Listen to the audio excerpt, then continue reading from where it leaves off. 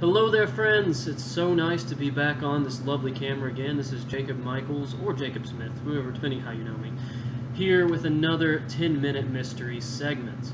I apologize for the delay on getting interviews and everything started. I've been moving. I'm actually in my new home right now, and we don't even have furniture in here yet. I'm literally sitting on my bed recording this, so apologies. But enough on that. Let's get down to the bare bones of what this is. So, recently I've had the privilege of meeting a few really great people. One of those people, and I bought his whole collected works, was a gent named Phill Smith. Now, many of us have probably seen the Penguin Live lecture if you're watching this, or if you haven't, it's really great information in it. Phill just seems like he got a little overwhelmed by what was going on, and honestly, being there, the audience was not very reactive. And because of that, I think it psyched Phill out a little bit. I really love Phil's work, and that's actually why I'm here today. So, what I've got in my hands, freshly read through, I'll take the bookmark out of this one. I have all minus theory, because theory's already in all these books, of Phil's work. Now, who is Phill Smith? Phill Smith is a graphic designer that's designed some of the most notable books that have been released over the last few years. Some of those include this guy right here, Divine by Colin McLeod. He did the layout and the style for that, as well as this lovely little piece. We'll have a review coming out later on, known as Bairn. I'm still making my way through this guy right now. By Kennedy. Hilarious book. Spoiler alert, the review's going to be great. But let's talk a little about Phil's work here. What I have here is his first book, Mitox. Second book, Yokai.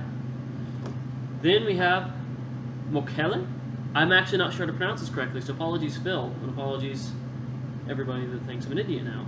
And then I have Quinta. This is the one I'm, just recently, I'm about 3/4 of the way through it, and I love this thing.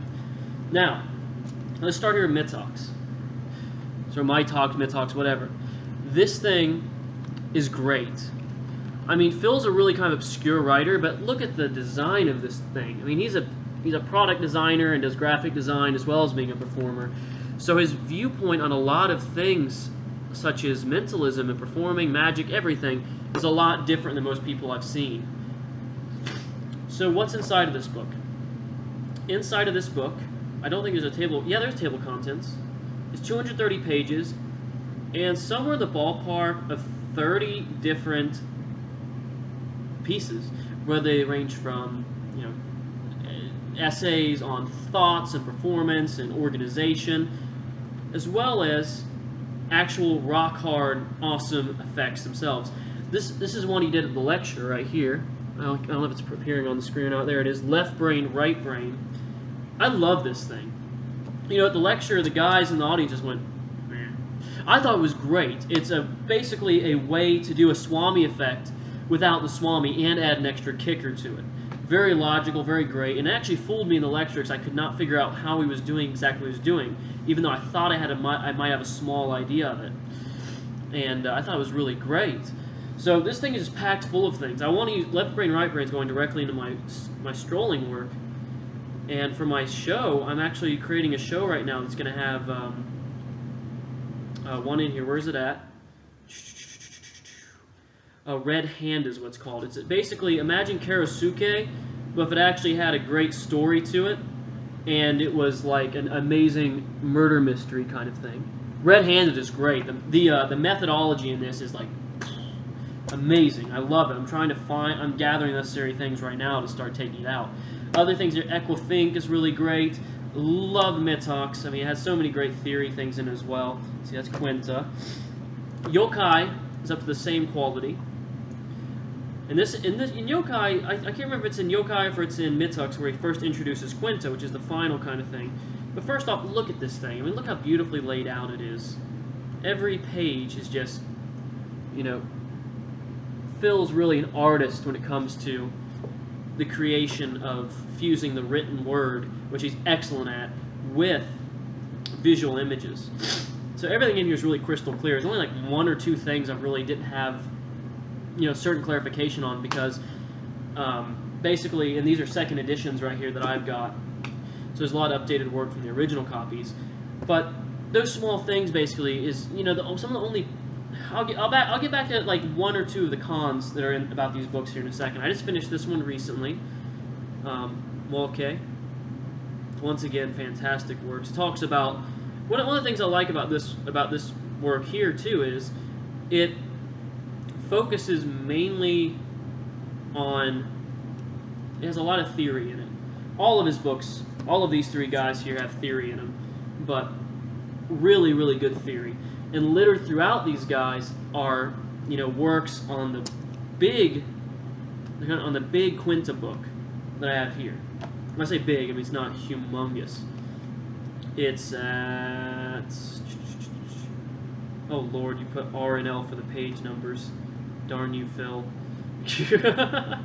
It's at about 171 pages. Mitox is about 232. Yokai is at 264. And Molokai is at 214. So there's lots of works here. I've got basically just over 800 pages worth of stuff I've read in the last few days. In the last week or so, I met Phil and he brought me every copy of his book. I asked him, I contacted him before the lecture and said, hey, I've heard wonderful things about your work. Would you please bring me your collected works to the lecture? And he was very nice and did that. And trust me, I mean, these guys are worth every penny. Reading them has really got me to restructure things a lot. I mean, it's one of those key beliefs I have that as a performer and as somebody that's trying to craft an act that I intend to take out and sell and better and improve. Works such as these are a key element to that because they take your thinking outside of the perspective of a magician or a mentalist or whatever you want to call yourself, and they take you into the world of what if you were that, but what if you're also somebody that's design savvy. Basically, what I love about this work, some of the things I love more about this work than anything, is there's so many great visual moments. There's effects in here that range from, murder mystery, who killed Mr. X, all the way up to basically things that can be used for TV situations, such as what you'll find in Quinta. I mean, Quinta's great because it has the Quinta principle is so great because it has this kind of air about it of being so free. And I was actually the person he used for Quinta at the lecture. For those of you who haven't seen the lecture, Quinta is basically a brilliant method to force one object or one whatever you want. You can do fingers, you can do buildings, you can do cars, you can do whatever you want to.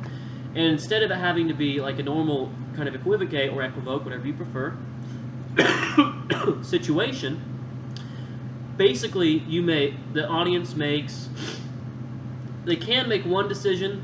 I prefer to make two decisions, but they make one or two decisions and already you're streamlined there to the selection in under a minute. Your magic buddies, for the most part, won't have an idea of how it's done. I mean, it fooled me, honestly, at the lecture. I've heard about Quinta. I had no idea what it was.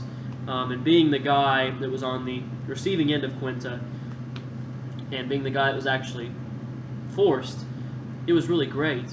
So, basically, what's my final verdict here? What are some of the cons as well in these? I will say, on the con side, the only cons I have is, because I think these are newly updated works, I think this is a first edition, because I don't see a second edition anywhere on here. These guys, though, are second editions. And it's just minor kind of quirks, but the only kind of minor quirk I found in here is some of the page references. Like it'll say, oh, see page 194. And for example, it won't be on 194, it'll be offset because it's a newer edition. Small little details like that are the only kind of quirk or quip I've had with these books. But basically, who are you if you want these books? If you're somebody looking to take your magic and your mentalism up to the next level, to a game where it's not just something that, some trivial trick after trick, but you're looking to create a visual kind of timeline and storyboard for people to follow and create a comprehensive experience for somebody, and have some great effects that really fit and demonstrate these ideas along the way. These guys, sorry, I almost forgot Quinta, these guys are definitely for you. So that's been 10 minutes on Phill Smith's Mitox, Yokai, Molokai, and Quinta. Thank you all for watching. Hope to see you again soon.